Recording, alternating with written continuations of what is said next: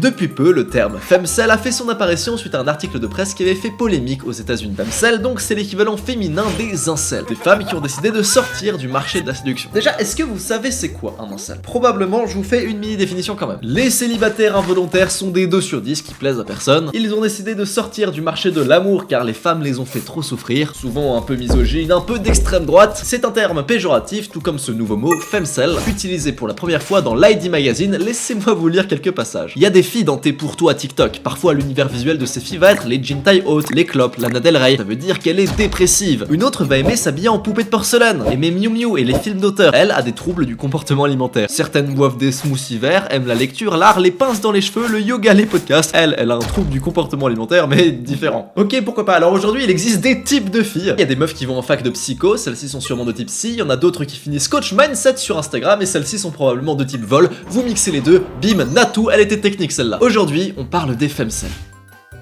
Selon l'ID Magazine, les femcels partagent avec leur pendant masculin le sentiment d'avoir du mal à trouver un partenaire amoureux ou sexuel à cause de leur apparence ou de leur personnalité. Tout comme les incels, elles sont défavorisées dans le marché de l'amour par rapport aux autres femmes. Le problème, c'est la société, les standards de beauté, le néo-capitalisme et le patriarcat qui rend leur vie amoureuse bancale. Ils partagent ensemble un vocabulaire très connoté, Red pill, blue pill. Aussi, elles donnent des noms aux femmes en fonction de leur niveau de beauté dans la hiérarchie. Les Brad, les Stacy, les Becky. Il y a des slogans équivoques comme Amalt, All men are literally trash. Tous les hommes sont des déchets. On trouve les femcels sur les mêmes forums que les incels masculins, notamment sur le subreddit Am I Ugly. Des gens qui se trouvent souvent très laids, ils vont et demandent un avis sur leur beauté. Celle-là par exemple, soyez brutalement honnête, et le top commentaire, non t'étais pas moche mais ton front est massif. J'ai même posté moi-même sur le forum avec une photo qui me met pas trop en valeur. On va voir la réponse. Oh les relous, ils veulent que je fasse une photo où j'écris mon pseudo plus la date du jour sur du papier. Frère, je sais même plus tenir un stylo moi. Bon allez, je réessaye, je réécris le truc sur le papier et quand même j'ai quelques commentaires sympas. T'es plutôt beau gosse, vraiment belle barbe. T'as déjà essayé de la faire pousser plus longue? Oui, j'ai déjà essayé et je ressemble à un clodo, donc non, je préfère comme ça. Eh mec, comment ça va? Tu n'es définitivement pas moche. T'es vraiment un mec beau. Merci gars. Dans les femcels reconnus, on a une certaine Alana, mais on reviendra sur elle un peu plus tard dans la vidéo. J'ai trouvé plusieurs témoignages de meufs qui se définissent femcels. Souvent des femmes âgées qui sont pas au goût de la société actuelle, qui ont pas eu de sexe depuis genre une dizaine d'années et ont abandonné tout espoir de trouver quelqu'un en fait. Souvent la haine que reçoivent les femcels, bah ça vient des incels. La critique principale étant que en soi, si elle voulait vraiment coucher avec un homme, elle le pourrait. Pas forcément le haut du panier, mais elle pourrait. Là où les vrais incels masculins, c'est ceux qui sont vraiment le plus en bas de la chaîne alimentaire et donc ils peuvent pas baisser suffisamment leurs standards pour coucher avec quelqu'un dans tous les cas. Par conséquent, ils ont la misère affective et sexuelle, là où en fait les femcels n'ont que la misère affective. Et c'est pas comme si c'était des meufs qui étaient spécialement misandres ou quoi. Ils détestent les hommes, ok, il y en a certaines comme ça, mais c'est pas de ça dont je vais parler dans cette vidéo. Ou l'univers associé à ces femmes et pourquoi il peut poser de sérieux problèmes pour les femmes et les hommes. Je voulais qu'on parle de l'esthétique femcel, ce qu'on appelle le femcel core.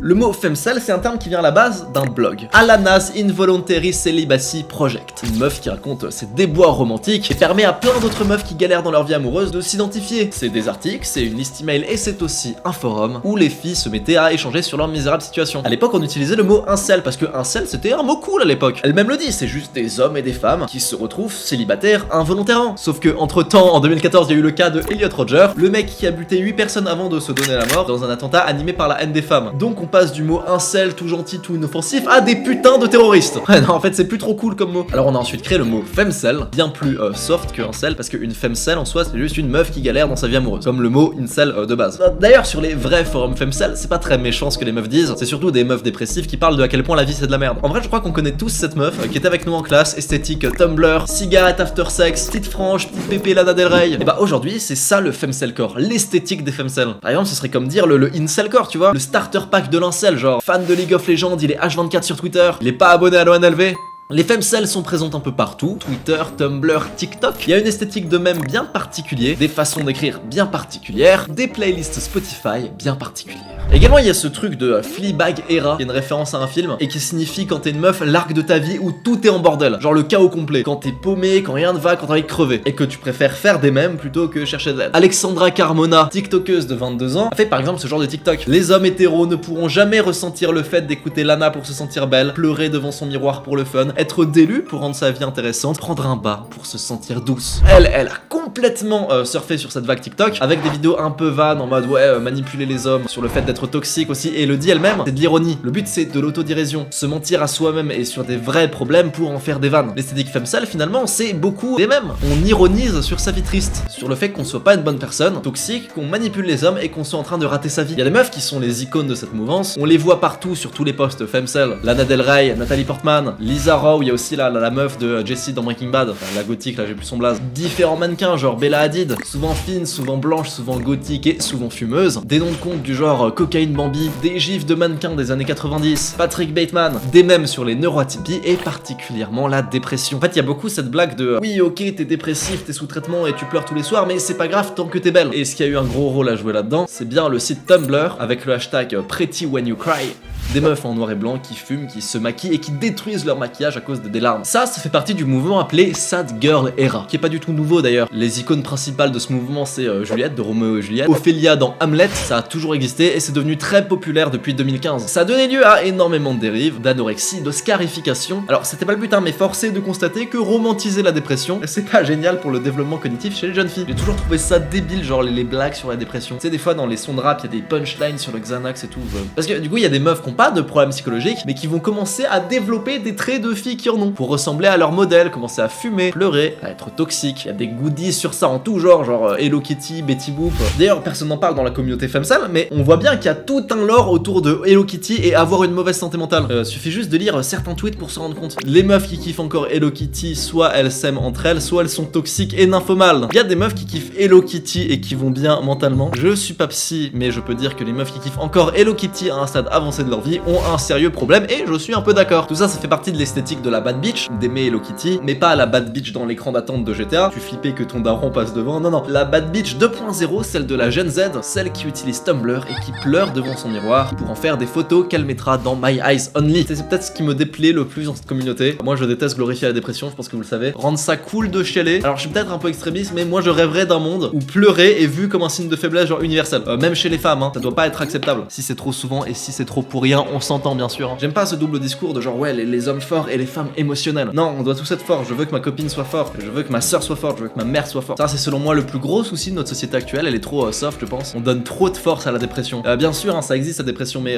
pour la combattre je pense que le mieux c'est de l'ignorer tu vois. En tout cas faut pas la voir comme une bête féroce en la nommant forcément à chaque fois quand on n'est pas sûr en plus et en parlant en permanence. Je pense honnêtement que ça aide pas. Après je peux me tromper hein, mais c'est ça que je pense. Perso j'ai guéri des phases les plus difficiles de ma vie en faisant des pompes, pas en me lamentant sur mon sort. Mais sinon pas tout est à jeter dans la trend de la sad girl. S'il y a un point positif c'est peut-être la critique, la remise en question de ce que doit être la femme parfaite. Alors physiquement je parle, avec des standards de beauté très différents. En pleine époque du BBL à la Kardashian, la sad girl era venait prendre ce truc là à revers, glorifiant les filles toutes fines, toutes grandes, sans forme, sans rien. Donc ça permet à des filles de sortir des standards de beauté actuels, parfois idiots comme dans le cas des BBL où il y a des gens qui meurent littéralement pendant la chirurgie. Sauf que en vrai du coup ça finit par devenir les nouveaux standards et globalement ça fait plus ou moins 100 ans que le corps parfait chez la femme, ça alterne tous les 10 ans entre avec des formes et toutes fines. Là j'ai l'impression que l'époque Kardashian c'est en train de se terminer et ce qui va être à la mode pour les 10 ans à venir c'est les femmes fines. Et évidemment que ça va aussi amener des dérives, hein, voilà. Et du coup bah si on se dit que c'est ça le pendant féminin des incels, bah c'est même pas vraiment misandre je trouve, c'est juste triste. Car en vrai quel est le rapport entre ces femmes et les incels? S'il y avait un archétype masculin à reprendre, ça aurait selon moi plutôt dû être celui du doomer, nihiliste, un peu sarcastique, un peu toxique, qui a perdu tout espoir. Femcel c'est même plus censé représenter des femmes moches qui galèrent tu vois. On parle juste de meufs dont le cerveau est un peu cassé et on se moque d'elles. Et ça m'embête et je comprends que l'article ait fait polémique. Je trouve ça vraiment nul de catégoriser les gens. Tu aimes bien ça donc tu dois être comme ça. Et c'est pareil pour le mot incel d'ailleurs. C'est triste que ce mot incel aujourd'hui soit catégorisé et veut dire autre chose que le mot de base genre misogyne ou d'extrême droite tout ça. Genre c'est pas grave de galérer dans la vie avec les meufs. Et c'est le cas littéralement de plein de garçons, de tout le monde au lycée. Il y a des gens, hommes comme femmes, qui souffrent du manque de partenaires, bien sûr c'est une raison, mais aussi de manque de sens à leur vie, de manque de vrais amis autour de soi. Et les gens sont pas tous abonnés à cette chaîne, hein. Ils ont pas tous leur business en ligne, ils voient leurs potes quand ils veulent, des potes estières, non, dans le monde réel, les gens ont des vies de merde souvent, vont dans des tafs de merde et traînent avec des potes de merde pour aller dans des endroits de merde, avec qui ils sortent tous les jeudis. C'est ça le monde